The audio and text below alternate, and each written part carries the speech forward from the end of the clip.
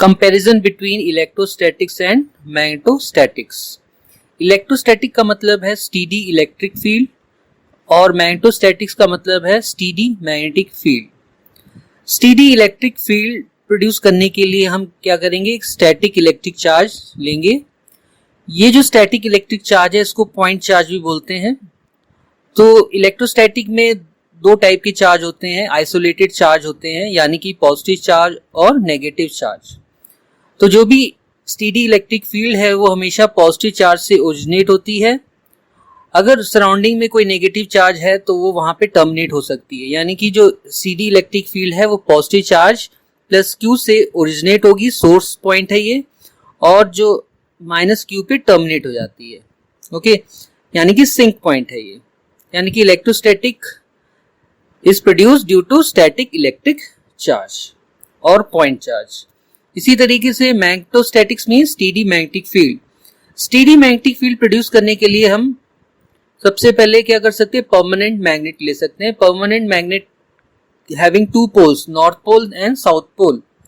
तो ये जो मैग्नेट है परमानेंट मैग्नेट, इसके सराउंडिंग में स्टीडी मैग्नेटिक फील्ड प्रोड्यूस होगी। और जो स्टीडी मैग्नेटिक फील्ड जो है उसका डायरेक्शन होता है north pole to south pole. और स्टीडी मैग्नेटिक फील्ड हमेशा क्लोज्ड पाथ में होती है, it is a closed one. जबकि जो इलेक्ट्रोस्टैटिक फील्ड्स है वो आपकी ओपन भी हो सकती है, क्लोज भी हो सकती है। यानी कि अगर हमारा सिर्फ पॉजिटिव चार्ज है तो इलेक्ट्रिक फील्ड पॉजिटिव चार्ज से ओरिजिनेट होगी और टर्मिनेट हो जाएगी टू इंफिनिटी। ओके, हम यहाँ पे एज्यूम करेंगे कि हमारा इंफिनिटी पे कोई नेगेटिव चार्ज है। ओके, इसी तरीके से पहला तो हो गया मैग्नेटोस्टैटिक। जो स्टीडी मैग्नेटिक फील्ड है वो कैसे जनरेट कर सकते हैं, परमानेंट मैग्नेट से। और जिसका प्रैक्टिकल एग्जांपल है वो है, हम एक कंडक्टर लेंगे, वायर लेंगे, उस कंडक्टर से हम डीसी करंट फ्लो करेंगे। अब ये जो डीसी करंट फ्लो हो रहा है कंडक्टर में, तो इस कंडक्टर के सराउंडिंग में हमारी स्टीडी मैग्नेटिक फील्ड जनरेट हो जाएगी। और इसकी जो डायरेक्शन होती है स्टीडी मैग्नेटिक फील्ड की, वो हम लेते हैं by right hand thumb rule से। तो जब हमने राइट हैंड थंब रूल लिया तो जो थंब है वो डायरेक्शन ऑफ करंट बताएगा और जो हमारी कर्ल ऑफ द फिंगर है वो डायरेक्शन ऑफ मैग्नेटिक फील्ड बताएगी। तो ये कंडक्टर की जो लेफ्ट साइड रीजन है वहां पे जो मैग्नेटिक फील्ड होगी वो आउट होगी, और जो इसके राइट साइड में है कंडक्टर की रीजन जो कंडक्टर के राइट साइड में है वहां पे जो मैग्नेटिक फील्ड होगी वो इन होगी।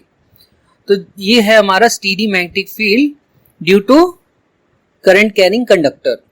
और यहाँ पे जो करंट होना चाहिए वो डीसी करंट होना चाहिए। ओके, जैसे कि हमको पता है इलेक्ट्रोस्टैटिक में हमारा आइसोलेटेड चार्ज पॉसिबल है, यानी कि पॉजिटिव चार्ज भी हम देखते हैं और नेगेटिव चार्ज भी। लेकिन मैग्नेटोस्टैटिक में ऐसा नहीं है। मैग्नेटोस्टैटिक में हम नॉर्थ पोल और साउथ पोल को इंडिविजुअल सेपरेट नहीं कर सकते हैं, इसीलिए जो magnetic charge is not exist.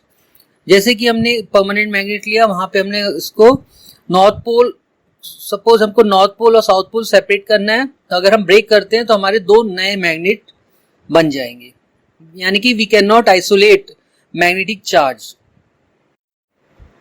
इसके बाद हम पढ़ेंगे इलेक्ट्रोस्टैटिक में होता है चार्ज डिस्ट्रीब्यूशन।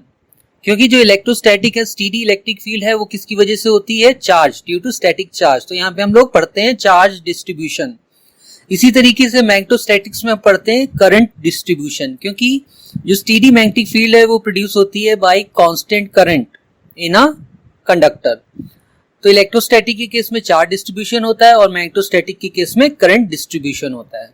तो सबसे पहले हम पढ़ते हैं charge distribution in electrostatics. Charge distribution हमारे 3 टाइप्स के होते हैं, line charge, surface charge and volume charge.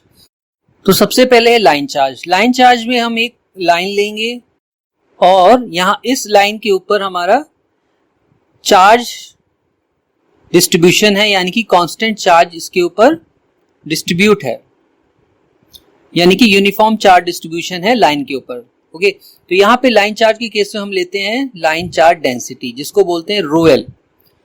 तो इसके लिए क्या करना होता है कि हम इस लाइन के ऊपर एक स्मॉल डिफरेंशियल लेंथ लेंगे dl। उस स्मॉल डिफरेंशियल लेंथ पे जो भी चार्ज होगा उसको बोलेंगे dq, और जो रेशियो है dq अपॉन dl वो होगा लाइन चार्ज डेंसिटी ρl। और ρl जो है लाइन चार्ज डेंसिटी, उसकी यूनिट होगी कूलम पर मीटर। इसी तरीके से सरफेस चार्ज होगा, सरफेस चार्ज में हमारी कोई शीट होगी, उस शीट पे हमारा स्टैटिक चार्ज डिस्ट्रीब्यूट है यूनिफॉर्मली। ओके, तो इस सरफेस पे हम एक लेंगे डिफरेंशियल सरफेस ds। उस डिफरेंशियल सरफेस पे जो भी चार्ज होगा वो होगा dq स्मॉल चार्ज, और यहाँ पे जो रेशियो होगा dq अपॉन ds वो होगा सरफेस चार्ज डेंसिटी ρs, और जो सरफेस चार्ज डेंसिटी ρs है उसकी यूनिट होगी कूलम पर मीटर स्क्वायर। इसी तरीके से वॉल्यूम चार्ज के लिए हम एक वॉल्यूम लेंगे 3 डायमेंशनल, और उस वॉल्यूम में हमारा जो होगा स्टैटिक चार्ज डिस्ट्रीब्यूट होगा यूनिफॉर्मली। इस केस में हम लेंगे डिफरेंशियल वॉल्यूम dv। इस डिफरेंशियल वॉल्यूम में जो भी चार्ज होगा वो dq हो जाएगा, और जब रेशियो लेंगे dq अपॉन dv वो हो जाएगा वॉल्यूम चार्ज डेंसिटी ρv, और ρv की जो यूनिट होगी कूलम पर मीटर क्यूब।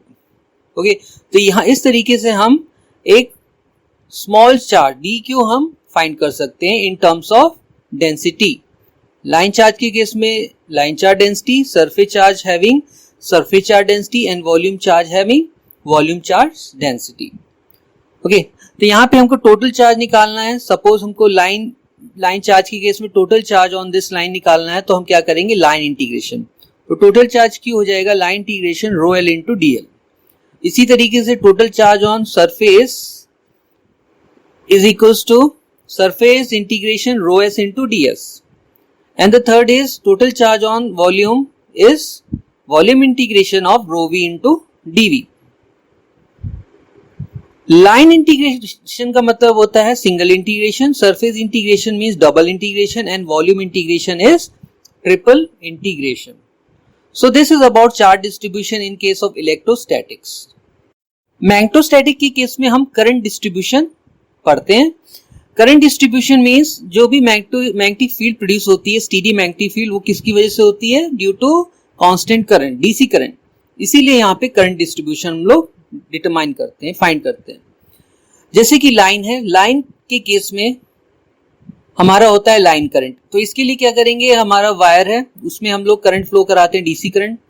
क्योंकि ये जो डीसी करंट है कांस्टेंट करंट है, स्मॉल डिस्टेंस पे हमारा सेम करंट होगा, कांस्टेंट करंट होगा, तो यहाँ पे हम लेंगे डिफरेंशियल लेंथ dl। इस डिफरेंशियल लेंथ dl पे जो भी करंट होगा वो कांस्टेंट करंट है, यानी कि I वैल्यू होगी। और जब हम डिफरेंशियल लेंथ dl वेक्टर से I मल्टीप्लाई करते हैं तो हो जाता है लाइन करंट एलिमेंट। तो लाइन करंट एलिमेंट को लिखते हैं I इंटू dl वेक्टर, और इसकी यूनिट होती है एम्पियर मीटर। ओके, करंट की यूनिट होगी एम्पियर और डिफरेंशियल लेंथ की मीटर, एम्पियर मीटर। इसी तरीके से सरफेस करंट का मतलब है हम कोई शीट ले रहे हैं, शीट के ऊपर हमारा करंट फ्लो हो रहा है डीसी करंट। अब ये जो शीट है जिसमें कि करंट फ्लो हो रहा है, इस शीट के सराउंडिंग में हमारी magnetic field, CD magnetic field produce होगी। ओके, तो यहाँ पे हम एक सरफेस करंट एलिमेंट हम लोग लेते हैं। सरफेस करंट एलिमेंट लेने के लिए हम क्या करेंगे, उस शीट पे एक डिफरेंशियल सरफेस लेंगे ds। ओके, और हमको एक पॉइंट और याद रखना है सरफेस करंट के केस में, कि सरफेस करंट के केस में हम सरफेस करंट डेंसिटी लेते हैं जिसको बोलते हैं K, कैपिटल K। और जो सरफेस करंट है, सरफेस करंट डेंसिटी वो होता है करंट अपॉन परपेंडिकुलर डिस्टेंस। तो यहाँ पे जो K है सरफेस करंट डेंसिटी, ये हो जाएगा I upon B। B is a perpendicular distance. Okay, तो यहाँ पे जो सरफेस करंट डेंसिटी है ये मैग्नीट्यूड फॉर्म में, और इसकी यूनिट हो जाएगी एम्पियर पर मीटर। इसी तरीके से सरफेस करंट एलिमेंट जो होगा वो हो जाएगा K vector into ds। Here K vector जो है surface current density in vector form में। तो इस केस में भी जो सरफेस करंट एलिमेंट है K वेक्टर इंटू ds, इसकी यूनिट होगी एम्पियर मीटर। क्योंकि यहाँ पे जो सरफेस करंट डेंसिटी है उसकी यूनिट है एम्पियर पर मीटर, और डिफरेंशियल सरफेस उसकी होती है मीटर स्क्वायर। तो यहाँ पे एम्पियर मीटर हो जाएगी unit of surface current element, जो कि हम लिखते हैं K वेक्टर इंटू ds। इसी में केस है, अगर जो हमारी सरफेस है वो कर्व्ड है, यानी कि सिलेंड्रिकल फॉर्म में है, हॉलो सिलेंडर है, उसके ऊपर अगर हमारा करंट फ्लो हो रहा है, तो इस केस में भी हम सरफेस करंट डेंसिटी लेंगे। लेकिन यहाँ पे जो परपेंडिकुलर डिस्टेंस होगा वो होगा पैरामीटर ऑफ द सर्कल। तो यहाँ पे हम एज्यूम करते हैं कि let the radius of this cylinder is rho. तो यहाँ पे जो सर्कल का जो रेडियस होगा रो हो जाएगा। तो यहाँ पे जो सरफेस करंट डेंसिटी होगी K, वो हो जाएगा करंट अपॉन परपेंडिकुलर डिस्टेंस की जगह हो जाएगा पैरामीटर। तो K equals to I upon 2 pi rho, और इसकी यूनिट भी होगी एम्पियर पर मीटर, क्योंकि यहाँ पे रेडियस है, radius is in meter. Third जो करंट डिस्ट्रीब्यूशन है वो है वॉल्यूम करंट। तो यहाँ पे हम कोई वॉल्यूम ले रहे हैं, उस वॉल्यूम में हमारा करंट फ्लो हो रहा है, यानी कि this is a solid one, 3 dimensional. तो यहाँ पे हम लेते हैं डिफरेंशियल वॉल्यूम डीवी, और जो वॉल्यूम करंट के केस में हम लेते हैं करंट डेंसिटी, जिसको बोलते हैं जे, कैपिटल जे। और करंट डेंसिटी का फॉर्मूला होता है I upon area, current upon area. तो ये होता है एम्पियर पर मीटर स्क्वायर करंट डेंसिटी। और करंट वॉल्यूम करंट एलिमेंट को लिखते हैं जे वेक्टर इंटू डीवी। तो यहाँ पे जो जे वेक्टर इंटू डीवी है ये है वॉल्यूम करंट एलिमेंट, और इसकी यूनिट भी होती है एम्पियर मीटर, क्योंकि जो करंट डेंसिटी है जे वेक्टर इसकी यूनिट होती है एम्पियर पर मीटर, और जो डिफरेंशियल वॉल्यूम है वो है मीटर क्यूब, तो यहाँ पे होगा ampere meter. So this is about the current distribution in case of magnetostatics.